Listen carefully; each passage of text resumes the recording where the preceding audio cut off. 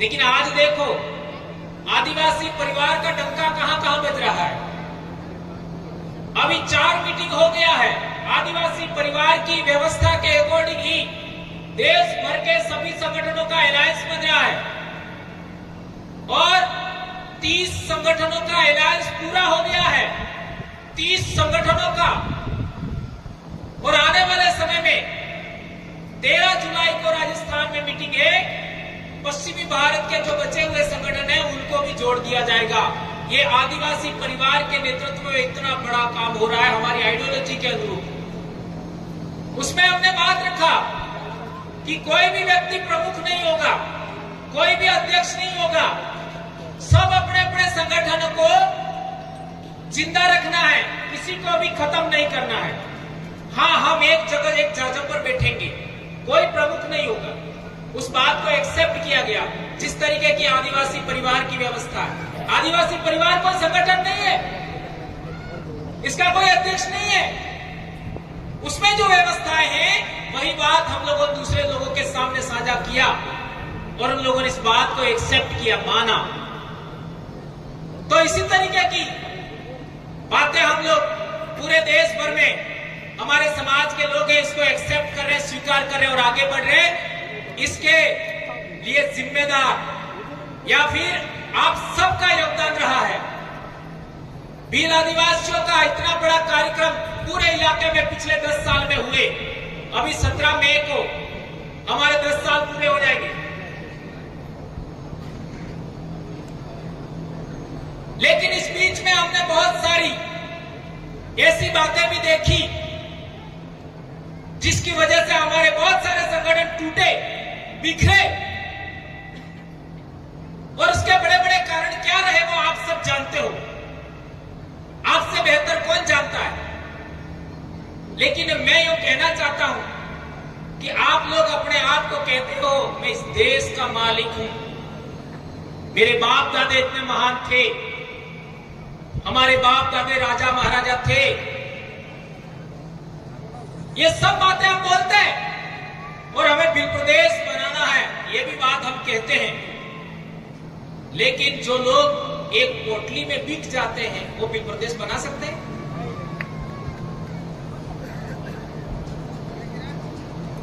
यहां पर जो बैठे वो एक पोटली में बिकने वाले कौन हो? कौन कौन? हाथ ऊंचा करो तो एक भी नहीं खड़ा करेगा। लेकिन हकीकत क्या है ये बात समझना जरूरी है।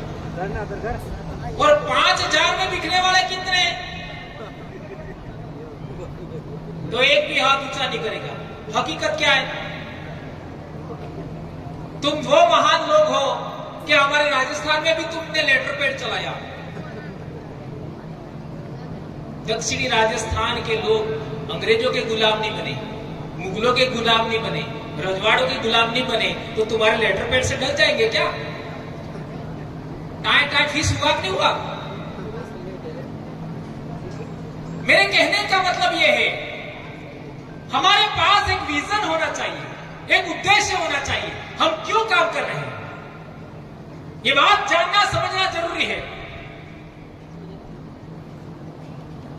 कई लोग तो धर्म को लेकर के इतने सेंसिटिव है कि धर्म से ही रोटियां मिलती है। ऐसा हर एक धर्म का मालिक आदिवासी नहीं है, कोई और है, गैर आदिवासी है, फिर भी मरे जा रहे हैं। मुझे एक बात बताइए, आज के दिन हल की पूजा, आज के दिन हमारे लिए दोहरोकई इन्हीं पूजा, आपका बैलों की पूजा, अनाज की पूजा, आज के दिन कौन से धर्म वाले ने किया बताओ मेरे को? किसी ने किया क्या? जब नहीं किया, आदिवासियों ने ये अनुष्ठान किए, ये पूजा पद्धति संपन्न की, दूसरों ने नहीं किया, तो हम उस धर्म के कैसे हुए? ये बात जानना समझना जरूरी है। और कई सारे लोग तो ऐसे हैं कि ये तो उस संगठन का कार्यक्रम है। मुझे बताओ, आदिवासी परिवार का बिल प्रदेश मुक्ति मोर्चा संगठन नहीं कह सकते हो, ये एक सामाजिक यूनिट है। बिल प्रदेश विद्यार्थी मोर्चा संगठन ना होकर के एक यूनिट है, इकाई है। बिल प्रदेश युवा मोर्चा कोई संगठन नहीं है, इकाई है आदिवासी परिवार का। लोगों को जोड़ने का तरीका है। बिल प्रदेश महिला शक्ति ये भी संगठन नहीं है, लोगों को जोड़ने का तरीका इकाई है आदिवासी परिवार का। अभी हम लोगों ने अनुसूचित क्षेत्र आरक्षण मोर्चा बनाया, वो भी संगठन नहीं है, ये भी सामाजिक इकाई है। अभी एक और हम लोग बना रहे हैं, आदिवासी संस्कृति रक्षण समिति, वो भी कोई इसका कोई अध्यक्ष वगैरह नहीं है, मात्र संयोजक होते हैं। अब ये जितने भी नाम लिए उनमें किसी का कोई अध्यक्ष है क्या? किसी का कोई अध्यक्ष नहीं है। ये बात हम लोगों ने हमारे इलाके के लोगों को समझाया। इतना बड़ा काम हो गया, इतने बड़ी संख्या में लोग जुड़ गए, लाखों लोग। अब आपका तो क्या है, एक संगठन के 8-8, 10-10 तो प्रदेश अध्यक्ष है, 5-7 तो जिला अध्यक्ष है। अध्यक्षीय प्रणाली आदिवासियों के लिए घातक है, ये बात नोट कर लीजिए। अध्यक्षीय प्रणाली आदिवासियों की नहीं है, काउंसिल प्रणाली आदिवासियों की है। सभी लोगों की इच्छाओं को महत्व देने वाली काउंसिल सभा, उसमें जो राय बनती है उसको आगे बढ़ाइए। और आपके मध्य प्रदेश में तो ऐसी भी बातें हमको सुनने मिलती है, कहां आदिवासी लिखा है, हम तो जनजाति है, आदिवासी है ही नहीं, ऐसे भी कई लोग तो बोल देते हैं। अब सवाल पैदा होता है कि क्या आपने 5 जनवरी 2011 का सुप्रीम कोर्ट का जजमेंट पढ़ा? उसके अंदर क्या लिखा है? ये जजमेंट लाया हूं मैं, इसके अंदर देख लीजिए।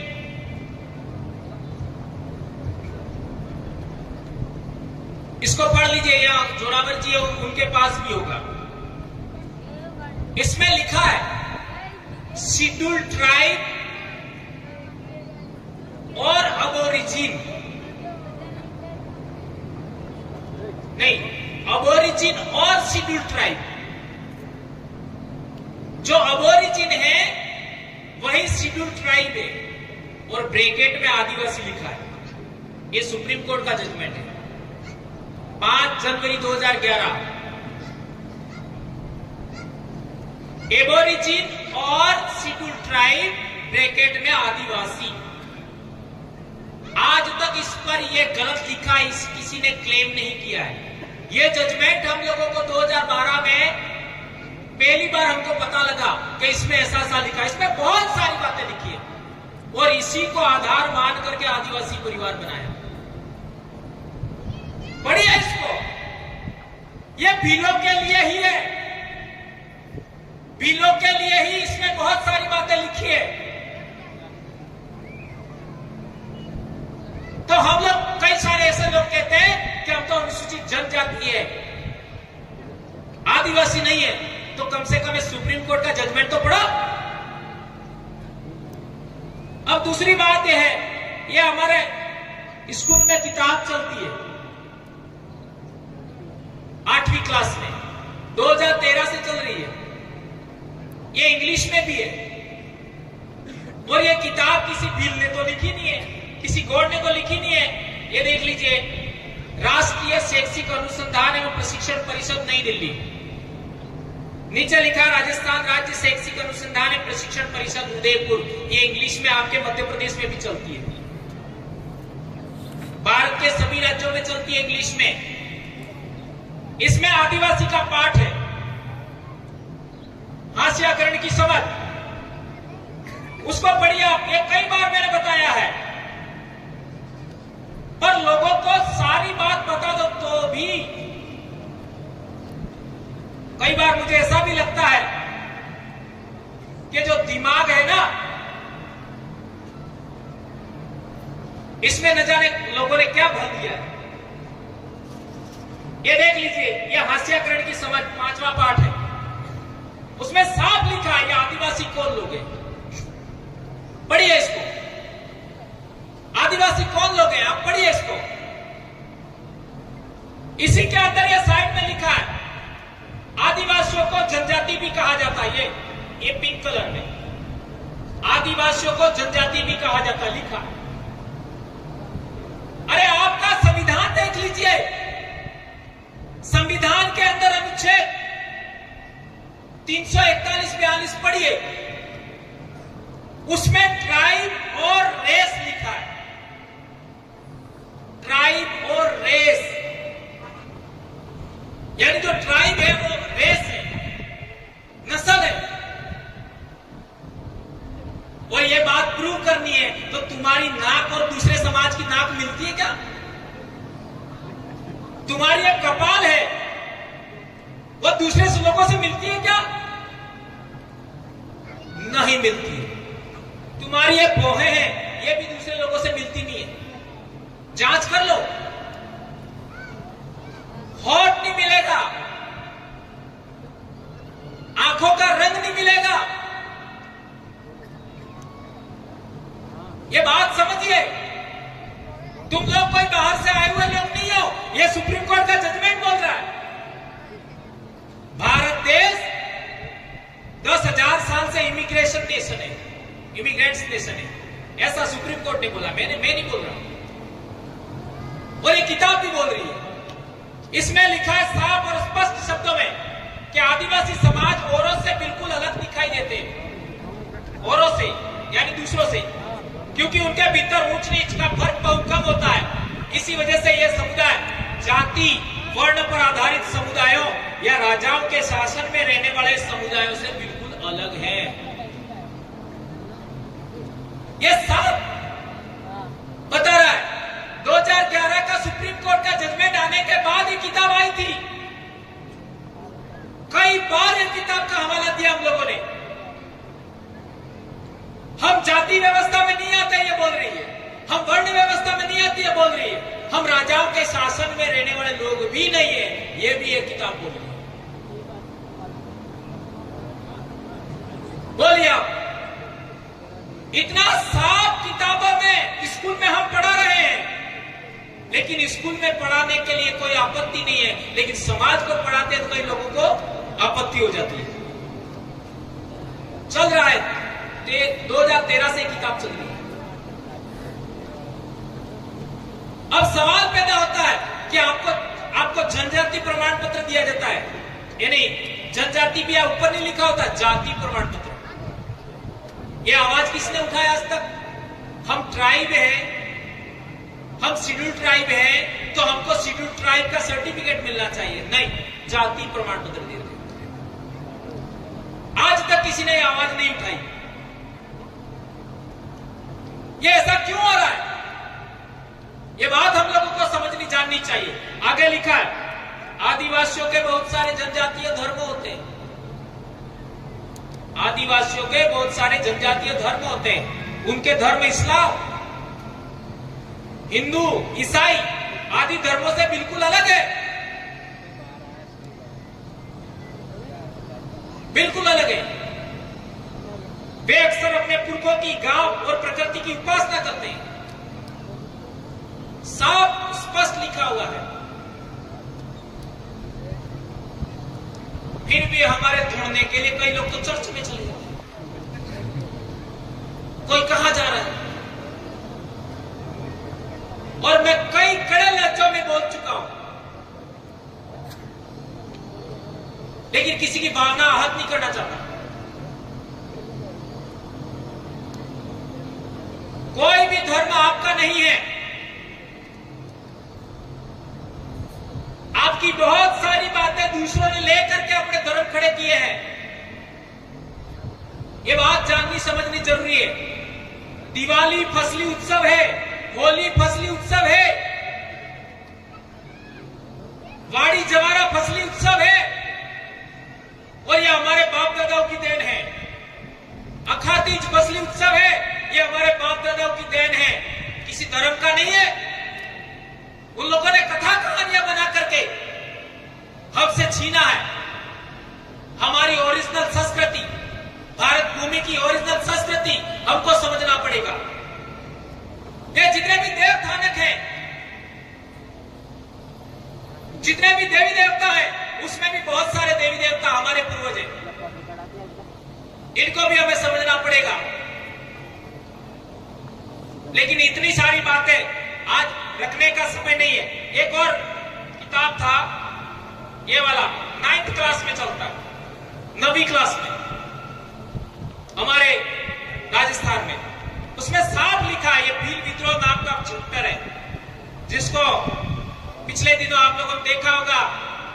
एक व्यक्ति ने इसको हटाने की बात किया था, मानगढ़ के बारे में उसमें रेफरेंस दिया है। तो ये पाठ है भील विद्रोह, देख सकते हो। इसके अंदर आप पूरा पढ़िए इस चैप्टर को, सब कुछ लिखा हुआ है जो आप जानना चाहते हैं। भील मूलतः शांति प्रिय जनजाति है। वे अंग्रेजों के आगमन तक स्वतंत्र जीवन व्यतीत कर रहे थे।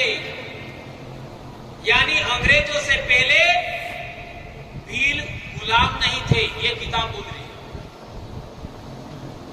भील गुलाम नहीं थे। आगे बोल रहे हैं, तथा 1818 के पश्चात इनके ऊपर स्थापित आदिवासी व अर्ध औपनिवेशिक नियंत्रण ने उन्हें विद्रोह के लिए बाध्य किया। यानी हमारी गुलामी जो हुई, हमारे बाप दादाओं ने के साथ में जो गलत व्यवहार हुआ, वो 1818 के बाद हुआ। ये किताब बोल रही है। और ये भी मैंने नहीं लिखी, न किसी आदिवासी ने लिखी है। और इसमें बहुत सारी बातें लिखी है। भीलों ने अपने इस परंपरागत अधिकारों को छोड़ने से इनकार करते हुए अंग्रेजों के विरुद्ध विद्रोह किया। इसमें यह बात भी लिखा है। 1818 के बाद ही सारे आदिवासियों के आंदोलन हुए। ये सब चीजें इसमें अंदर लिखा है, आप इसको पढ़ सकते हो। और एक इंपॉर्टेंट बात है, ये 7th क्लास में किताब है। इसमें भी जनजाति का पाठ है, 7वीं क्लास में।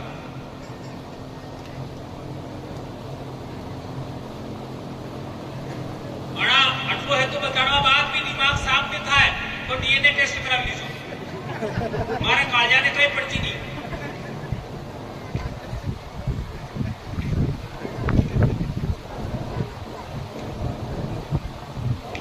बीजू तो हो कौन